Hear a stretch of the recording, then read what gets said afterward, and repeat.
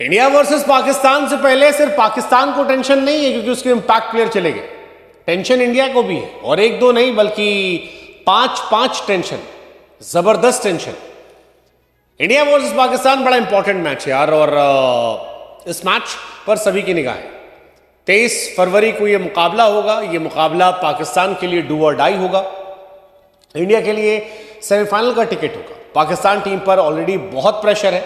हालांकि इंडिया ने भी फर्स्ट मैच जीता जरूर है, लेकिन एक टाइम पे जब केएल और शुभमन बैटिंग कर रहे थे तो लगा कि यह मैच फंस सकता है।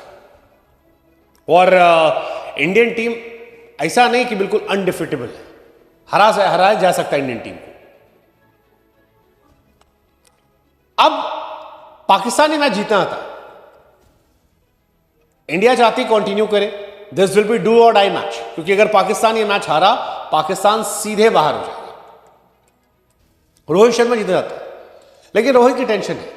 रोहित की कैप्टेंसी में भले इंडिया ने बांग्लादेश को पहला मैच हराया, लेकिन अभी भी 5 बड़े सवाल हैं जिनका जवाब वो तलाश रहे हैं। 5 टेंशन इंडिया के पास। पहला, विराट कोहली की फॉर्म। 2023 वनडे वर्ल्ड कप में जब इंडिया ने कमाल किया था तो विराट कोहली साहब ने सबसे ज्यादा रन बनाए थे, लेकिन बीते कुछ मैचेस से विराट कोहली का बल्ला नहीं चल रहा।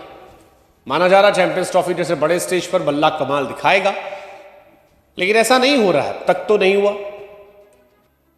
विराट ने इंडिया के मैच में कमजोर माने जाने वाली बांग्लादेश के सामने भी 38 गेंद में सिर्फ 22 रन बनाए, एक चौका लगा पाए थे और आउट हो गए थे। और स्पिनर्स के सामने संघर्ष उनका रहा। इस मैच में भी ऋषभ पंत ने आउट किया था और स्पिनर के सामने वो इतनी बार आउट हो चुके हैं कि अब प्रॉब्लम हो रही है। वनडे क्रिकेट में विराट ने 2024 के बाद से लेग स्पिनर्स के 51 गेंदों का सामना किया और केवल 31 रन बनाए और 5 बार स्पिनर उन्हें आउट कर चुका है। तो एक ये बहुत बड़ी समस्या इंडिया के लिए। दूसरी समस्या ये कि स्पिनर्स उतने इंपैक्टफुल नहीं थे। पिच स्पिनर्स के लिए मददगार थी, उसके बावजूद इंडिया अगर अक्षर पटेल का एक ओवर हटा दें जिसमें 2-3 विकेट निकले थे,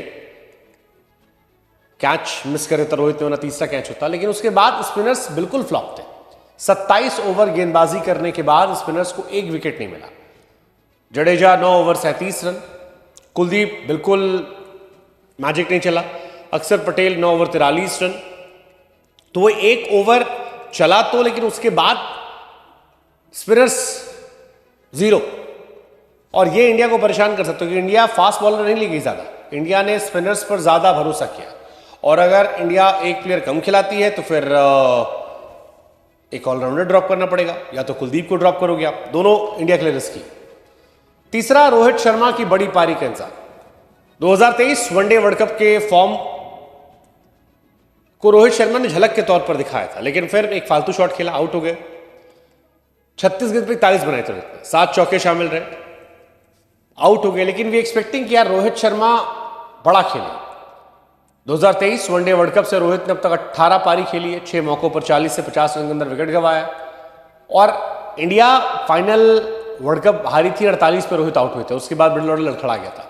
सो रोहित का प्रॉब्लम ये है कि रोहित स्टार्ट पा रहे हैं लेकिन उसको बहुत बड़े में कन्वर्ट नहीं कर पा रहे, और अगर फिर ये रिपीट होता तो इंडिया के लिए परेशानी का सबब बन जाएगा। तीसरा, इंडिया की बैटिंग धीमी है।